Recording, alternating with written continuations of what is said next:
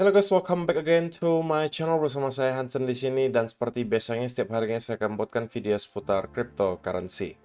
Apa kabar kalian hari ini semuanya? Semoga dalam keadaan yang baik-baik saja. Teman-teman, kita melihat Bitcoin beberapa hari terakhir terus mengalami kenaikan walaupun secara momentum memang tidak signifikan banget, tapi at least kita terus melihat Bitcoin merangkak naik ke atas dan sekarang kembali mendekati area 100.000 dolar. Dan menurut saya secara pribadi, ini adalah saat di mana kita akan melihat keputusan yang krusial dari Bitcoin. Moment of truth. Kira-kira apa yang bakalan kita lihat selama beberapa bulan ke depan, itu kemungkinan akan ditentukan dengan pergerakan 1-2 minggu ke depan. Jadi saya bakalan jelaskan apa yang saya maksud, kira-kira apa yang bisa kita expect juga, apa clue yang perlu kita perhatikan, jadi pastikan kalian stay tune terus sampai akhir video. Nah teman-teman, per hari ini kita melihat kripto global market cap berada di angka 3,53 triliun dolar atau naik sekitar 0,8%. Nah kalau misalnya kita melihat top 10 coin sendiri, keadaannya juga dominan berwarna hijau ya. Kenaikannya ranging antara 0, sekian persen hingga kurang lebih 2%. Dan yang menjadi top performer hari ini adalah Cardano dengan kenaikan 2,07% ke 1,09 dolar. So, itu adalah outlook sementara dari beberapa top coin yang ada. Di video hari ini, teman-teman, kita bakal langsung membahas chart karena ada beberapa chart yang mau saya bahas sekaligus yang tentunya ada kaitannya dengan pergerakan harga Bitcoin. Nah, sebelum kita masuk ke Bitcoin, saya pengen awali dulu dari chartnya S&P 500. Tentunya kita tahu, teman-teman, S&P 500 itu memiliki korelasi yang positif dengan pergerakan harga Bitcoin.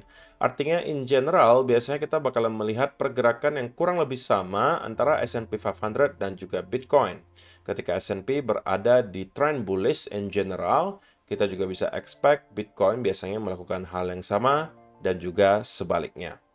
Nah, teman-teman, S&P 500 itu sekarang berada di fase yang menurut saya juga tidak kalah krusial ya.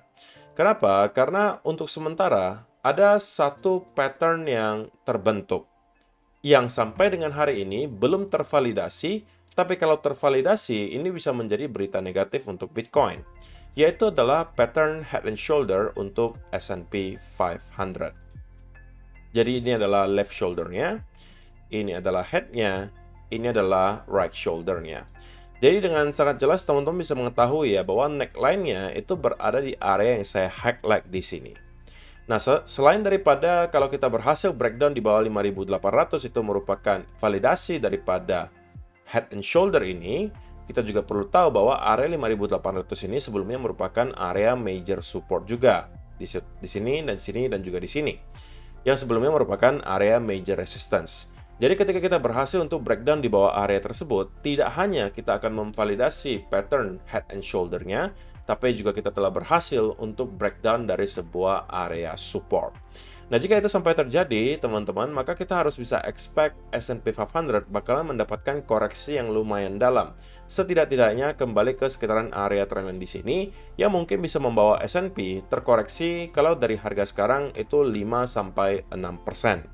Atau bahkan kita juga bisa sampai ngeretes ke sekitaran area trendline besar di sini, yang kalau kita tarik secara persentase itu berarti koreksi kurang lebih 8,8% lah dari harga kita sekarang. Nah, kalau misalnya teman-teman melihat angka tersebut gitu ya, mungkin kalian mengatakan, kok itu kan koreksi yang nggak seberapa gitu ya, hanya kurang lebih 4% sampai 8%. Apa pengaruhnya gitu kan? Nah, perlu kalian ketahui teman-teman bahwa pergerakan 1% saja di S&P itu tergolong pergerakan yang lumayan. Karena S&P 500 itu volatility-nya tidak seperti cryptocurrency. Oke, jika kalian lihat S&P 500 bahkan di bear market saja itu mengalami koreksi hanya kurang lebih 27%. Itu pun sudah terjadi kalau kalian perhatikan nih dari awal tahun 2022 hingga ke akhir tahun 2022. Kurang lebih setahun kita terkoreksi dan koreksinya hanya kurang lebih 27%-an. Kalau sekedar pullback, Dan pullback yang cukup dalam itu modelannya seperti ini, ya kan? Hanya kurang lebih 10-an%. Sama juga dengan yang terjadi di sini, ini juga pullback yang cukup dalam, tetapi kalau kita lihat secara persentase sebenarnya, itu hanya koreksi kurang lebih 9%. Jadi koreksi 8% ke sekitaran area trend ini tidak bisa kita remehkan, teman-teman. Itu merupakan sebuah koreksi yang cukup dalam. Dan akan sangat sulit bagi saya untuk yakin bahwa Bitcoin bisa melawan arus ketika S&P 500 mengalami koreksi sedalam itu. At least kita mungkin akan melanjutkan konsolidasi di Bitcoin, atau worst case scenario-nya kita bisa mendapatkan pullback yang cukup dalam juga di Bitcoin. Jadi kita harapkan pergerakan S&P 500 dalam beberapa hari terakhir, atau spesifiknya mungkin 1-2 minggu ke depan, itu kita lagi-lagi bisa mendapatkan rebound dan menginvalidasi skenario inverse and shoulder di sini dengan mungkin membuat yang namanya V-shape recovery. Ini adalah skenario yang paling ideal yang bisa kita harapkan terjadi ke S&P, karena kalau S&P berhasil kembali breakout ke all-time high yang baru, maka saya rasa itu akan lagi-lagi menciptakan sentimen positif di kategori risk asset, salah satunya adalah tentunya Bitcoin. Di sisi yang lain, teman-teman, kita juga harus membahas yang namanya dollar index. Dollar index pergerakannya tidak sama dengan S&P, di mana S&P korelasinya positif, sedangkan untuk dollar index itu korelasinya dengan Bitcoin adalah inverse atau terbalik, teman-teman. Ketika dollar index itu in trend bullish, biasanya kita akan melihat Bitcoin kalau nggak sideways ya bearish. Tapi kalau in general dollar index itu berada di trend bearish, maka biasanya kita bakalan melihat Bitcoin itu mengalami trend bullish. Nah, untuk sementara teman-teman, memang terjadi sedikit anomali ya, mungkin bisa dikatakan selama beberapa bulan terakhir, karena dari bulan September hingga sekarang sebenarnya dollar index itu mengalami kenaikan, kemudian S&P juga mengalami kenaikan, Bitcoin juga mengalami kenaikan. Jadi, korelasinya untuk kurang lebih 2-3 bulan terakhir memang tidak terlalu kuat, tetapi secara data historis menunjukkan bahwa kebanyakannya korelasi antara US dollar dan juga Bitcoin itu inverse. Ya, sesekali ada anomali, itu wajar gitu ya. Tapi yang kita harapkan tentunya dollar index juga mendapatkan koreksi untuk memperkuat lagi tesis bahwa Bitcoin akan segera mendapatkan yang namanya rally lebih tinggi. Nah, berita baiknya teman-teman, dollar index meskipun kita terus-menerus mengalami kenaikan dari yang awalnya 100 sekarang sudah kurang lebih 108 lagi. Tapi menurut saya ruang kenaikan bagi dollar index tidak lagi terlalu besar. Karena jika kita terus mengalami kenaikan dari sini, menurut saya nih, kita akan ketemu dengan major resistance itu di angka kurang lebih 110, teman-teman. Jadi, ketika kita hit ke area tersebut, ada kemungkinan kita telah ketemu dengan yang namanya local top minimal. Atau bahkan itu bisa menjadi akhir dari konsolidasi di sini, dan pada akhirnya kita akan kembali sell off dan membentuk lower low baru.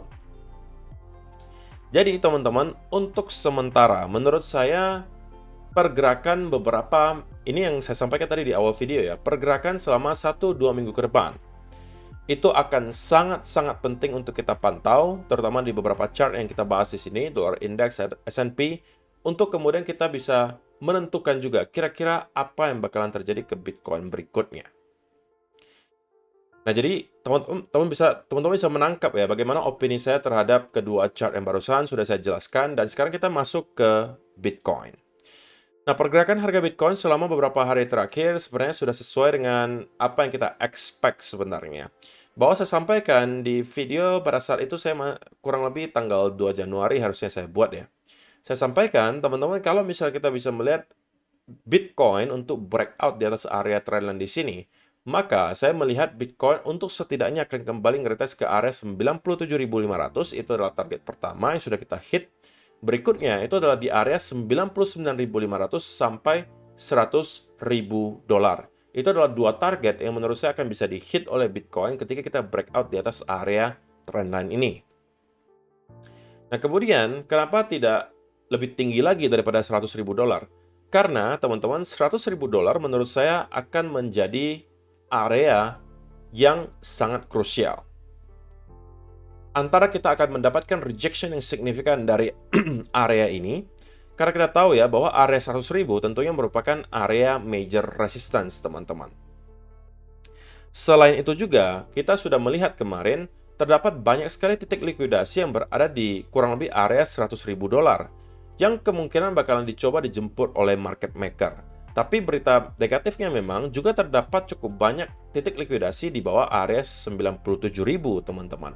Sehingga di video terakhir saya sampaikan, kalaupun kita mau menjemput likuidasi di bawah area 96.000 pada saat Bitcoin kemarin kurang lebih di area 98, maka saya sampaikan kalau saya jadi market maker, maka kalau saya mau meliquid orang-orang yang di bawah 97, at least mungkin saya akan mencoba dorong dulu di atas 100.000 sebelum pada akhirnya saya akan banting ke bawah. Logikanya seperti apa? Pertama, teman-teman kita tahu bahwa terdapat likuidasi di sekitaran area ini. Oke? Sehingga orang-orang yang short di sekitaran area ini semuanya bakalan ke liquid. Nah, itu tentunya merupakan insentif bagi market maker. Nah, yang kedua juga, perlu teman-teman tahu, ketika kita berhasil breakout lagi di atas angka 100.000, maka kemungkinan akan ada banyak lagi orang-orang yang mencoba untuk menggunakan leverage untuk long. Karena mungkin merasa, wah, Bitcoin udah naik lagi di atas 100.000, saya harus long sekarang. Jadi ada dua orang sekaligus yang terdampak di sini.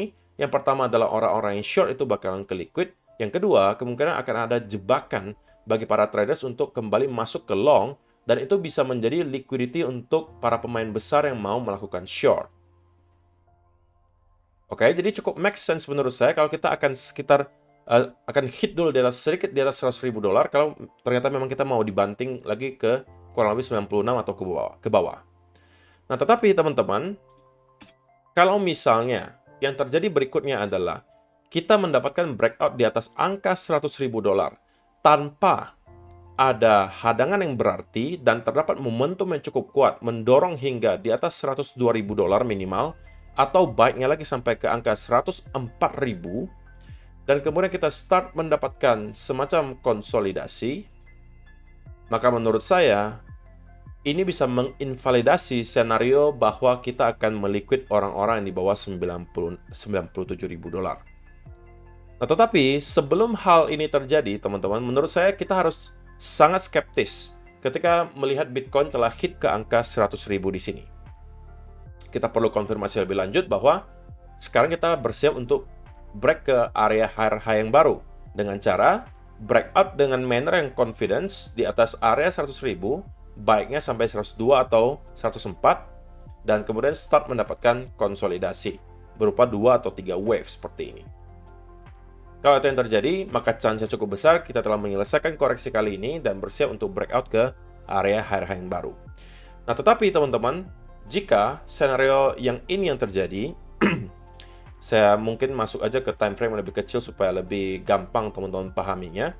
Kalau ketika nanti kita breakout di atas angka 100.000, misalnya kita sampai ke 101 atau 101,5, and then kita start mendapatkan sell off yang cukup signifikan secara tiba-tiba, diikuti bearish continuation pattern, maka ini bisa jadi berarti kemungkinannya cukup besar kita akan meliquid orang-orang yang berada di bawah 97.000 dolar. Karena dengan adanya hal ini, teman-teman, itu menunjukkan adanya potensi cukup besar bahwa scenario secara logika yang tadi saya sebutkan atau saya jelaskan itu terjadi. Yaitu adalah market maker mencoba untuk menjebak para traders untuk melakukan long di atas angka 100.000 dengan mendorong sedikit di atas 100.000, mungkin bisa sedikit di atas 101, orang-orang kan berebut untuk long gitu kan, karena mungkin merasa, wah, resistance di 100.000 udah kita break lagi. Sekarang kita harus long, karena mungkin 100.000 akan kita flip lagi menjadi area support misalnya. Dan kemudian kita banting ke bawah, sell off-nya cukup signifikan, diikuti bearish continuation pattern, maka sekali lagi, itu adalah clue yang cukup besar bahwa kita kemungkinan bakal mencoba untuk kembali breakdown di bawah area 97.000 dolar. Dan kedua hal ini, teman-teman, akan bisa kita lihat dengan sangat jelas dalam pergerakan kurang lebih 1-2 minggu ke depan. Nah, inilah kenapa di awal video tadi saya sampaikan bahwa Bitcoin berada di moment of truth. Kita bakalan bisa memperkirakan kira-kira probabilitasnya lebih besar skenario apa yang bakalan terjadi selama beberapa bulan ke depan dengan pergerakan 1-2 minggu ke depan. Kalau kita berhasil sell off lagi di bawah 97.000, teman-teman, maka ada kemungkinan selama 1-2 bulan ke depan kita bisa memperpanjang konsolidasi ini. Tapi kalau kita berhasil breakout dan kemudian mendapatkan semacam konsolidasi di atas 100.000, maka kita bisa expect dalam beberapa bulan ke depan kita akan kembali start untuk building momentum dan breakout ke area all time high yang baru. Jadi so far, apa yang kita sudah expect itu sudah persis terjadi, teman-teman. Kita telah hit ke target kita terakhir 99.500 sampai 100.000. Berikutnya kita harus kembali dapatkan clue dari market, dan clue yang kita bisa manfaatkan adalah dua yang saya jelaskan tadi.